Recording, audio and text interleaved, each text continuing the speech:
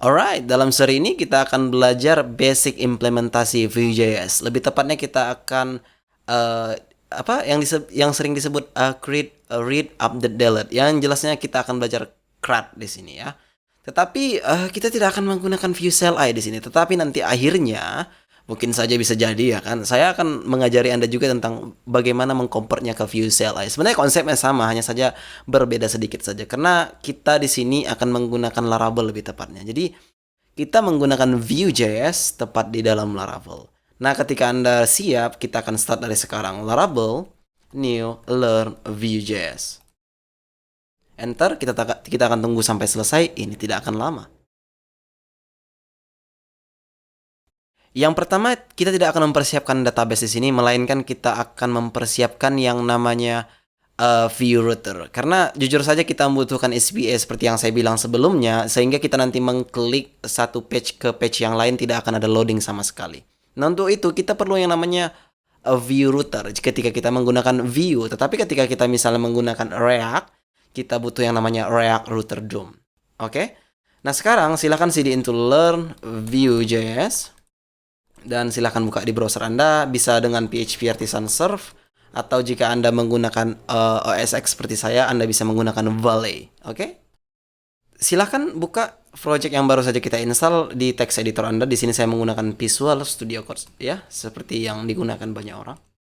Oke, yang pertama, ketika Anda tidak tahu, sebenarnya sejak Laravel 6, ya kan, tidak ada lagi yang namanya PHP Artisan Make-out. Ya kan, itu sebenarnya sudah dibahas juga sih di video Persintai. Melainkan yang ada itu adalah Laravel UI. Alright? Dan sepertinya kita harus menginstal Laravel UI terlebih dahulu agar kita dapat setup Vue.js-nya. Sebenarnya kita bisa setup sendiri. Tapi ya langkah mudahnya ketika kita bisa disetupkan oleh Laravel out of the box, ya kan? Kenapa tidak gitu? Ya kan, silakan open kembali terminal atau command line Anda, silakan composer require Laravel UI. Ketika instalasi sudah selesai, maka sekarang kita mempunyai command baru yang disebut dengan UI.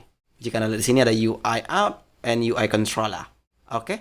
Dan sekarang kita butuh di sini install Vue.js. Ya, saya rasa memang sebenarnya kita butuh authentication untuk mendapatkan scaffoldingnya, tapi sebenarnya kita tidak membutuhkan dia sama sekali, jujur saja ya kan, karena kita di sini belajar CRUD, just CRUD in Vue.js with Laravel, just that gitu. Jadi kita nggak butuh yang namanya authentication dan segala macamnya, tapi ya kita buat aja untuk scaffoldingnya.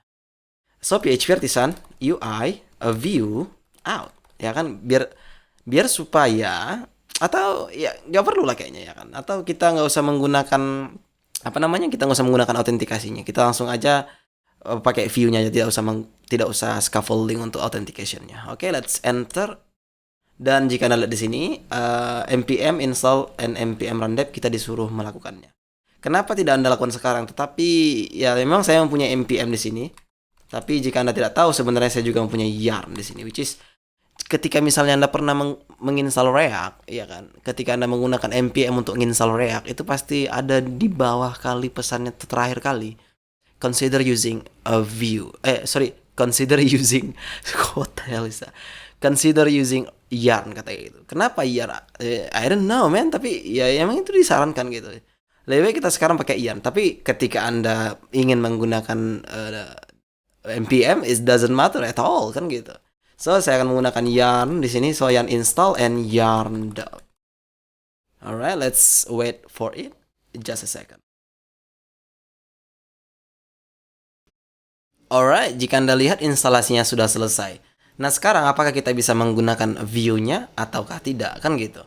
Nah, coba kita lihat pada resources, view, di sini ada welcome page. Ya, kita coba ganti dulu namanya dengan app aja. Karena ya ini nanti tidak akan kita gunakan juga soalnya.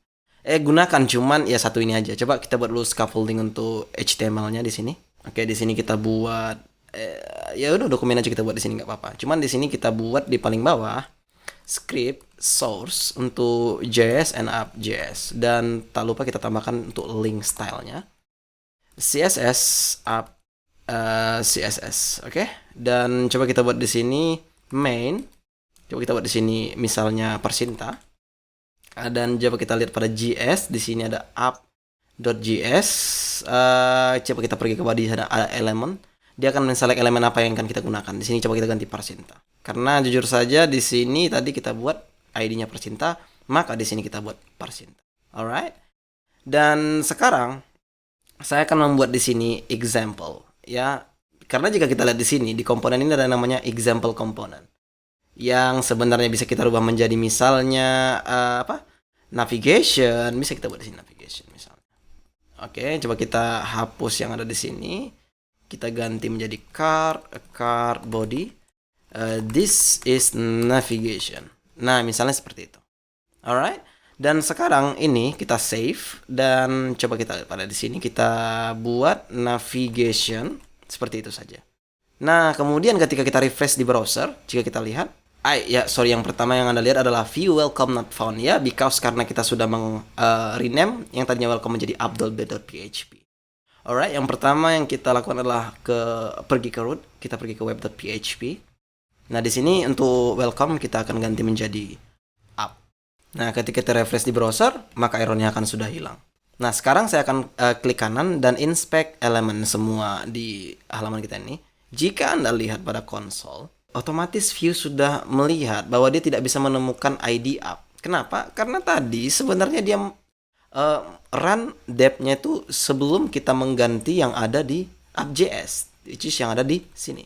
Nah, sekarang kita sudah mengganti menjadi Percinta, tetapi mix-nya nggak kita jalankan. Tetapi what happen ketika misalnya saya ganti ini menjadi up, maka errornya akan berganti menjadi jika Anda lihat navigation, did you register this component correctly? Kan kata kayak gitu. Karena sebenarnya jika kita lihat kembali kepada app.js, dia memang sudah merender, tapi yang direndernya cuma example component, which is yang sudah kita rubah menjadi navigation, ya kan? Maka sekarang jika ingin menggunakan navigation, yang kita lakukan adalah membuat ini menjadi navigation dan kemudian ini menjadi navigation. Alright. Dan sekarang di sini sudah Percinta dan di sini coba kita ganti menjadi Percinta kembali. Nah, selanjutnya yang kita lakukan adalah run dep lagi. Ya kan, kita buka terminal lagi, yarn dep. Sebenarnya ketika Anda menggunakan npm, Anda bisa menggunakan npm run dep juga. Nah, tetapi sebenarnya ya tetap aja kan banyak kan npm run dep, yarn dep, which is lebih simple dari npm kan gitu. Nah, tetapi sebenarnya jika kita lihat pada script tepat di package.json, ada di sini script. Anda bisa melihat di sini ada dep, ada juga di sini watch, ya kan? Ada juga di sini prod untuk production, maka dia akan membuat semua file Anda menjadi terminified, artinya terminifikasi semuanya. Oke, tetapi kita akan membahas yang namanya watch. Oke. Nah, ketika nanti file ini Anda rubah, maka dia akan watching for changes. Alright? Tetapi ketika Anda run hanya dep, dia hanya akan run sekali saja dan itu bukan minification, karena minification hanya terjadi untuk production saja. Oke, untuk dep dia akan run sekali, selesai. Nah, untuk watch dia akan watching for changes. Oke, apapun yang Anda rubah nanti di sini, maka dia akan tetap keep watching, akan terus mengawasi kan gitu. Oke? Nah, sekarang saya akan buka terminal. Di sini saya akan buat yarn watch. Ketika Anda menggunakan npm, pastinya Anda menggunakan npm run watch kan gitu. Saya menggunakan yarn, maka saya akan menggunakan yarn watch. Enter, maka dia akan compile file kita. Oke, selagi dia merender, maka nanti akan muncul isi notification-nya selagi Anda merubah di sini. Nah, jika Anda lihat di sini sudah ada muncul pesannya, Laravel make build successful. Maka di sini sekarang coba kita hapus komentar semua yang ada di sini. Ya, kita hapus, di sini juga kita hapus. Si watch what happen ketika misalnya saya save, maka dia akan otomatis mengcompile. Alright. Dan sekarang ketika kita refresh di browser, maka yang error yang tadi Anda lihat itu hilang. Ya, mungkin Anda melihat di sini favico.ico itu ada, ya. Itu standar lah, error biasa, tapi kita bisa hide. Oke. Klik kanan hide message from favicon.icon. Oke. Ketika ini sudah, maka tidak akan ada error lagi. Kita refresh, maka jika ada di sini this is navigation. Alright, here we go. Dan di video selanjutnya kita akan belajar bagaimana sebenarnya cara membuat klik antara page 1 dan page 2 tanpa reload. Artinya kita akan menggunakan yang namanya a view router. Alright, I'll see you on the next video.